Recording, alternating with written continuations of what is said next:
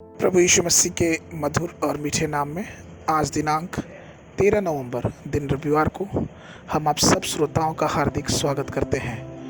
आज के दिन के लिए जो वचन है वो लिया गया है उत्पत्ति की पुस्तक उसका 32 अध्याय 22 पद। वचन कहता है, उसी रात को वो उठा और अपनी दोनों स्त्रियों और दोनों लौंडियों और 11 लड़कों को संग लेकर घाट से यब्बोक नदी के पार उतर गया।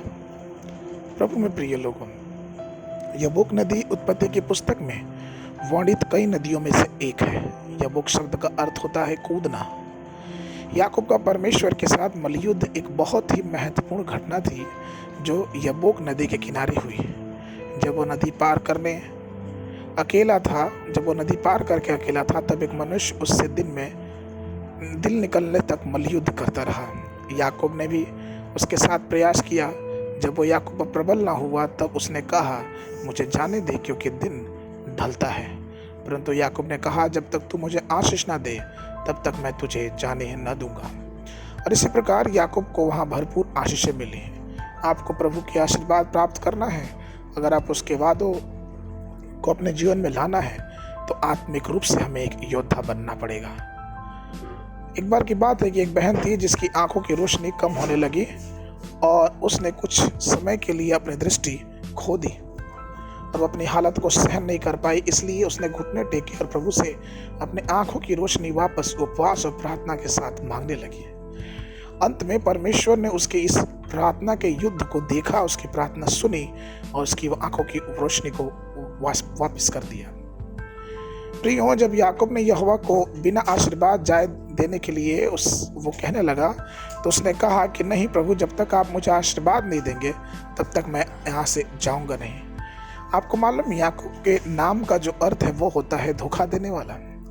जब उसने प्रभु के साथ युद्ध किया तो उसका नाम और स्वभाव दोनों बदल गया और उसका नया नाम रखा गया इसराइल।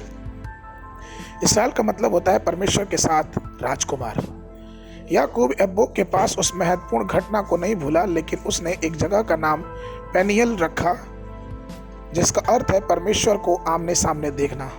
परमेश्वर का चेहरा उनके लिए इंतजार करता है जो उसके साथ बने रहने और उसके प्रार्थना में लगे रहते हैं। पवित्र शास्त्र में हम पढ़ते हैं कि यब्बोक नदी कई राष्ट्रों की सीमाओं को एक दूसरे से जोड़ती है। गिनती की पुस्तक उसके 21 अध्याय 24 पद, न्यायों की पुस्तक उसका 11 अध्याय 13 पद। अर्थात परमेश्वर की जो भूमि है वो इस नदी के द्वारा दूसरे राष्ट्रों से जुड़ी हुई है। प्रभु में प्रिय लोगों, हम भी जब तक यब्बोक नदी के उस पार नहीं रहेंगे और जब तक हम प्रार्थना में मजबूत नहीं रहेंगे तब तक हम परमेश्वर से अनुग्रह और आशीष नहीं पा सकते।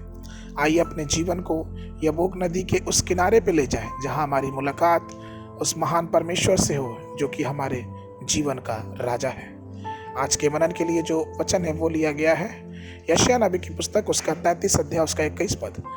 वहाँ महाप्रतापी यहोवा हमारे लिए रहेगा और वह बहुत बड़ी बड़ी नदियों और नहरों को स्थान होगा जिसमें डांड वाली नाव न चलेगी और न शोभायमान जहाज उसमें होकर जाएंगे। बाइबल अध्ययन के लिए सुबह के समय विलाप गीत की पुस्तक उसका 1 और 2 अध्याय, संध्या के समय इब्रानियों की पुस्तक उसका 10 अध्याय 1 पद से लेके 18 पद तक। परमेश्वर आप सबको आशीष देवे।